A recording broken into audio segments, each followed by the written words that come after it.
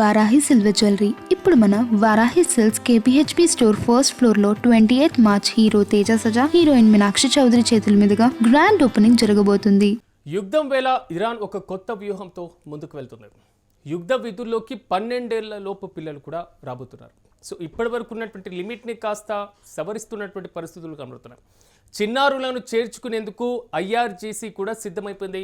For Iran అనేటువంటి ఒక ప్రత్యేకమైనటువంటి కార్యక్రమంలో భాగంగా ఈ నియామకాలు జరగబోతున్నాయి. దేశం కోసం సేవ చేయాలనేటువంటి ఉత్సాహం ఉన్నటువంటి చిన్నారులు ఎంతోమంది పెరిగిపోతున్నారని, వారందరూ కూడా సైన్యంలో చేరడానికి సిద్ధంగా ఉన్నారని ఐఆర్జీసీ అధికారి రహీం నదాలి పేర్కొన్నారు. అయితే చిన్నారుల కోరిక మేరకే ఈ నిర్ణయం అని కూడా ఆయన ప్రకటించారు. యుద్ధ ఒత్తిడి పెరగడం వల్లే ఇలాంటి చర్యలు అంటున్నారు ఆయన. మొత్తం మీద మాత్రం స్వచ్ఛందంగా పిల్లలు వస్తున్నారని చెబుతున్నా ఇరాన్ నిర్ణయం పైన మాత్రం సర్వత్రా విమర్శలు వ్యక్తమవుతున్న పరిస్థితులు కనబడుతున్నాయి. అంతర్జాతీయ చట్టం ప్రకారం 15 ఏళ్లలోపు పిల్లలు మాత్రం యుద్ధంలో చేరడం మాత్రం కొంతవరకు నిషేధం ఉన్నటువంటి పరిస్థితి. పిల్లలను యుద్ధంలో ఉపయోగించడం వార్ క్రైమ్గా పరిగణలోకి తీసుకోబడుతుంది. కానీ సాధారణ సైనిక సేవకు 18 ఏళ్ళు కంపల్సరీగా ఉన్నటువంటి నేపథ్యం. ఈ నేపథ్యంలో ఇరాన్కు ఇలాంటి చర్యలు కొత్తేమీ కాదు అనేది మాత్రం అంతర్జాతీయ విశ్లేషకులు చెప్తున్నటువంటి మాట. ఒక్కసారి మన 1980-88 ఇరాక్ మధ్య జరిగినటువంటి యుద్ధం దగ్గరికి వెళ్దాం. అప్పుడు కూడా 9 నుంచి 12 ఏళ్ల పిల్లలు కూడా యుద్ధంలో పార్టిసిపేట్ చేసే విధంగా ఇరాన్ తన యొక్క చట్ట సవరణ చేసి అప్పుడు ఉపక్రమించినటువంటి పరిస్థితి. అంతర్జాతీయంగా తీవ్రమైనటువంటి విమర్శలు ఎదుర్కొన్నటువంటి హిస్టరీ కూడా గతంలో జరిగిన 1980-88 ఈ 8 ఏళ్ల మధ్య జరిగినటువంటి ఇరాక్ యుద్ధానికి సంబంధించి కూడా తేట తెల్లమైనటువంటి నేపథ్యం. ఈ నేపథ్యంలో తాజాగా మళ్ళీ ఇరాన్ 12 ఏళ్ల వయసు ఉన్నటువంటి వారిని యుద్ధంలోకి తీసుకోవడానికి బాల సైనికులుగా పనిచేయించుకోవడానికి పూర్తి స్థాయిలో ప్రాసెస్ కంప్లీట్ చేసుకుంది. దీనికి ఇరాన్ చెప్తున్నటువంటి మాట, స్వతహాగా వారే సైన్యంలో చేరడానికి వస్తున్నారు. సైన్యంలో చేరి దేశ సేవ చేయాలి అనేటువంటి కోరికతో వారి ముందుకు వస్తున్నారు. ఓవరాల్గా మాత్రం ఇరాన్ దేశ సేవ చేయడానికి ఎవరైతే 12 ఏళ్ల వయసు ఉన్నటువంటి పిల్లలు ఉన్నారో వారే సైన్యంలోకి వస్తున్నారు అంటూ కూడా క్లారిటీ ఇచ్చేటువంటి ప్రయత్నం అయితే చేస్తుంది. గతంలో ఆల్రెడీ ఇలా పిల్లల్ని యుద్ధంలో వినియోగించినటువంటి పరిస్థితులు కూడా మనం చూసాం. ఉపయోగించినటువంటి దాన్ని అంతర్జాతీయంగా విమర్శలు ఎదుర్కొన్నటువంటి నేపథ్యాన్ని కూడా చూసాం. తాజాగా మాత్రం ఐఆర్జీసీ కొంతవరకు క్లారిటీ ఇచ్చేటువంటి ప్రయత్నం చేసింది. వారు చెప్తున్నటువంటి ఒక మిషన్ ఫర్ ఇరాన్ కొరకు వారు దేశ సేవ చేయడానికి సైన్యంలోకి వస్తున్నారు. ఇది క్లియర్ కట్గా ఇరాన్కి సంబంధించినటువంటి ఆర్మీ ఉన్నతాధికారులు బహిర్గతంగా వెల్లడిస్తున్నారు. కానీ అంతర్జాతీయంగా కొంతవరకు ఉన్నటువంటి నిషేధాలను కూడా ఒక్కసారి మనం గమనించాలి. ఇప్పటికే యుఎన్సిఆర్సి United nations convention on the rights of the child బాలల హక్కుల కోసం అంతర్జాతీయంగా ఏర్పాటు చేసినటువంటి ఒక సదస్సులో చేసినటువంటి ఒక తీర్మానాన్ని గురించి కూడా ప్రధానంగా ప్రస్తావించాల్సినటువంటి అవసరం ఖచ్చితంగా ఉంటుంది. ప్రత్యక్ష సైనిక చర్యల్లో పిల్లలను ఉపయోగించడం నిషేధం. ప్రత్యక్షంగా జరిగేటువంటి యుద్ధాల్లో, ప్రత్యక్షంగా జరిగేటువంటి దాడుల్లో, ప్రత్యక్షంగా జరిగేటువంటి బాహాబాహి చర్యల్లో ఒక సైన్యాన్ని పూర్తి స్థాయిలో అధికారికంగా బాల సైన్యాన్ని ఉపయోగించడం నిషేధం. ఇది యుఎన్సిఆర్సి ఇప్పటికీ క్లియర్ కట్గా చెప్పినటువంటి వైనం. గతంలో చేసినటువంటి తప్పిదమే మళ్ళీ ఇరాన్ తాజాగా చేస్తుందా? 12 ఏళ్ల వయసు ఉన్నటువంటి పిల్లలు యుద్ధ క్షేత్రంలోకి వెళ్ళి ఏం చేస్తారు? యుద్ధంలో పోరాడేటువంటి శక్తి వారికి ఉంటుందా? ఇలా రకరకాల ఊహాగానాలు, ఆలోచనలు అందరి మధ్యలో మెదులుతూ ఉంటాయి. కానీ తాజాగా ఇరాన్ ఇచ్చినటువంటి ఒక క్లారిటీ, యుద్ధంలో సైన్యానికి సహాయపడడానికి మాత్రమే ఈ 12 ఏళ్ల వయసు ఉన్నటువంటి పిల్లలు గతంలో ఉపయోగించిన విధంగానే ఈసారి కూడా ఉపయోగించడం జరుగుతుంది.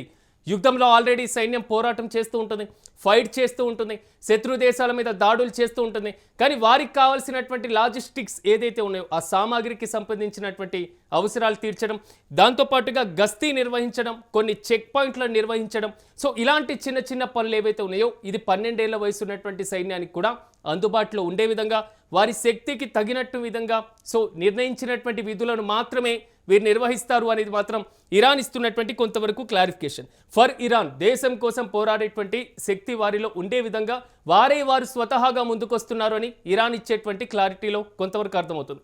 కానీ ఇక్కడే మనం ఒక్క విషయాన్ని కూడా గుర్తుంచుకోవాల్సినటువంటి అవసరం ఖచ్చితంగా ఉంటుంది. భారత రాజ్యాంగంలో క్లియర్ కట్గా ఉంది, భారతదేశానికి అవసరమైనప్పుడు భారతదేశానికి అత్యవసరమైనప్పుడు దేశ సేవ చేయడానికి దేశంలో ఉన్నటువంటి ప్రజలందరూ, దేశంలో ఉన్నటువంటి పౌరులందరూ స్వతహాగా ముందుకు రావాల్సినటువంటి అవసరం ఖచ్చితంగా ఉంటుంది. భారత రాజ్యాంగంలోని ఆర్టికల్ నెంబర్ 51A కింద ప్రాథమిక విధుల్లో భాగంగా ఒక విధుల్లో పరిగణించడం జరుగుతుంది. నేను నా దేశ సేవ చేయడానికి అత్యవసర పరిస్థితుల్లో వెళ్ళేటువంటి అవకాశం నాకు భారత రాజ్యాంగం కల్పించింది. సో ప్రతి దేశంలో కూడా ఇలాంటి ఒక ఆచరణ నిబంధన అమల్లో ఉండేటువంటి పరిస్థితులు ఉంటాయి. కానీ అమలులో మాత్రం సాధ్యాసాధ్యాల పరిశీలన కూడా చేయాల్సినటువంటి అవసరం ఖచ్చితంగా ఉంటుంది. నైతిక మద్దతు అనేది ఇక్కడ కాదు. సో పరోక్షంగా మేము మీకు అండగా ఉన్నాం, సైన్యానికి మేము అండగా ఉన్నాం, కాబట్టి మీరు ఎలాంటి నిర్ణయం తీసుకున్నా, ఎలాంటి చర్యలకు పార్టిసిపేట్ చేసినా మేము మీకు తోడుగా ఉంటామనేటువంటి ఒక నైతిక భరోసా, ఒక అండ ఇచ్చేటువంటి పరిస్థితి కాదు. ప్రత్యక్షంగా యుద్ధ క్షేత్రంలోకి వెళ్ళడం. 12 ఏళ్ళు స్కూల్కి వెళ్ళాల్సినటువంటి పిల్లలు, స్కూల్లో చదవాల్సినటువంటి పిల్లలు యుద్ధ క్షేత్రంలో అక్కడ జరుగుతున్నటువంటి మారణ హోమాన్ని కల్లారా చూడాల్సినటువంటి పరిస్థితులు ఏర్పడేటువంటి సిచ్యువేషన్. ఇరాన్ ఇలాంటి సిచ్యువేషన్ 1980 దశకంలో కూడా ఇంప్లిమెంట్ చేసింది. తాజాగా కూడా ఇలాంటి సిచ్యువేషన్తోనే ముందుకు వెళ్తుంది. ఒక్కసారి మనం ఇరాన్ వర్షన్ కూడా వినేటువంటి ప్రయత్నం చేద్దాం. ఇరాన్ ప్రతీకారంగా ఇజ్రాయెల్ నుంచి దాడులు ఎదుర్కొంటుంది. ఇరాన్ ప్రతీకారంగా అమెరికా నుంచి దాడులు ఎదుర్కొంటుంది. అమెరికా ఇజ్రాయెల్కి సపోర్ట్గా గల్ఫ్లో ఉన్నటువంటి దేశాలన్నీ కూడా పోరాటం చేస్తున్నాయి. ఇరాన్కు వ్యతిరేకంగా పావులు కదిపేటువంటి ఎన్ని ప్రయత్నాలు ఉన్నాయో అన్ని ప్రయత్నాలు చేస్తున్నాయి. ఇరాన్ యొక్క అణుస్థావరాలపైన దాడులు చేస్తున్నాయి. ఇరాన్లో ఉన్నటువంటి ఆర్థిక శక్తులన్నింటినీ కూడా ధ్వంసం చేసేటువంటి ప్రయత్నం చేస్తున్నాయి. కానీ ఇన్ని కలిపి అన్ని దేశాల మీద వ్యతిరేకంగా పోరాటం చేయాల్సినటువంటి ఇరాన్కి సంబంధించిన అత్యంత కీలకమైన అత్యున్నతమైనటువంటి నాయకుడు ఖమేనీని కూడా చంపేశారు. అంటే దేశానికి సుప్రీం లీడర్ లేకుండానే ఇరాన్ యుద్ధాన్ని కొనసాగిస్తూ వచ్చింది. కొత్త సుప్రీం లీడర్ ఎన్నికైనా ఆయన అసలు గాయాలతో ఉన్నాడా, బతికే ఉన్నారా, ఆయన చంపేశారా, ఆయన ఎలాంటి వ్యక్తిత్వం కలిగిన వారు, ఇలాంటి ప్రపంచవ్యాప్తంగా వాదనలు కూడా బలంగా వినబడింది. కానీ ఇన్ని శక్తులు, ఇన్ని లూప్ హోల్స్, ఇన్ని కఠినమైనటువంటి ఏదైతే ప్రతికూల పరిస్థితులు ఉన్నాయో ఈ మొత్తం ఇరాన్కు ఎదురవుతున్న ఇరాన్లో ఉన్నటువంటి జాతి ఐక్యతతో మాత్రం ప్రపంచ దేశాల ముందు అమెరికా ఇజ్రాయెల్ వైపు వ్యతిరేకంగా పోరాటం చేస్తూనే ఉన్నాయి. ఒక్కసారి మనం అమెరికా వర్షన్ని కూడా గమనిస్తే ఇరాన్ పైన అమెరికా దాడి చేస్తున్నప్పుడు ఆర్థికంగా అమెరికా నష్టపోతుంది, సైనిక పరంగా భారీ స్థాయిలో కూడా నష్టపోతున్నటువంటి సిచ్యువేషన్. సో అమెరికాకు సంబంధించినటువంటి ఆర్థిక స్థావరాలపైన ఇరాన్ దాడి చేస్తున్నప్పుడు అమెరికా లాస్ అవుతున్నటువంటి నేపథ్యం. ఇంత కీలకమైనటువంటి నేపథ్యంలో అమెరికాలో ఉంటున్నటువంటి అమెరికా పౌరులు అమెరికా ఏదైతే ఇరాన్ పైన దాడి చేస్తున్నటువంటి ఈ చర్యలు ఉన్నాయో వాటిని ఖండిస్తున్నారు తప్ప ఇరాన్లో ఉన్నటువంటి ఇరాన్ పౌరులు ఇరాన్ యొక్క చర్యలను ఎక్కడా ఖండించడం లేదు. బహిర్గంగంగా ఎక్కడ దీనికి సంబంధించినటువంటి వాదన ఇప్పటి వరకు బహిర్గతం కాలేదు. అంటే ఒక రకంగా చెప్పుకోవాలంటే ఇరాన్ నియంతృత్వం కలిగినటువంటి వ్యవస్థని నడుపుతున్నా నడపకపోయినా ఇరాన్లో మాత్రం ఇరాన్ చర్యల పట్ల ఆ దేశ పౌరులు వ్యతిరేకత చూపించడం లేదు. ఇక్కడే చాలా స్పష్టంగా అర్థమవుతుంది ఐక్యత అనేటువంటి అంశం. ఆ ఒక్క ఐక్యత అనేటువంటి అంశంతోనే ఇరాన్ చాలా కీలకమైనటువంటి సైనిక శక్తి కలిగినటువంటి దేశాలను కూడా ఎదుర్కొంటుంది. సో ఇప్పుడు కట్ చేస్తే 12 ఏళ్ల వయసు ఉన్నటువంటి ఈ పిల్లలందరూ కూడా యుద్ధ క్షేత్రంలోకి రాబోతున్నారు. ఇరాన్ దానికి కావాల్సినటువంటి అంతర్జాతీయ నిబంధనలను పక్కన పెట్టేసింది, మానవ హక్కులకు సంబంధించినటువంటి తీర్మానాలను పక్కన పెట్టేసింది. సో ఏదైతే UNCRC యొక్క నిబంధనలు ఉన్నాయో ఆ నిబంధనలన్నీ కూడా పక్కన పెట్టేసింది. సో యుద్ధ క్షేత్రంలో 12 ఏళ్ల వయసు ఉన్నటువంటి పిల్లల్ని వినియోగించుకునేందుకు, కావలసినటువంటి వారి పరికరాలు ఇచ్చేందుకు, వారికి కావాల్సినటువంటి విధులు నిర్వహించేందుకు వారికి నిబంధనలు కూడా రూపకల్పన చేస్తుంది. అంటే ఒక రకంగా చెప్పుకోవాలంటే ఇరాన్ పూర్తి స్థాయిలో అమెరికాతో పోరాటం చేసేందుకు, ఇజ్రాయెల్తో పోరాటం చేసేందుకు బాల సైనికులను వినియోగించబోతుంది. బాల సైనికులతో ఇరాన్ శక్తి పెరుగుతుంది అనేటువంటి విషయాన్ని పక్కన పెట్టేస్తే ప్రపంచవ్యాప్తంగా చర్చనీయాంశంగా మారుతున్నటువంటి పద్ధతి కనబడుతుంది.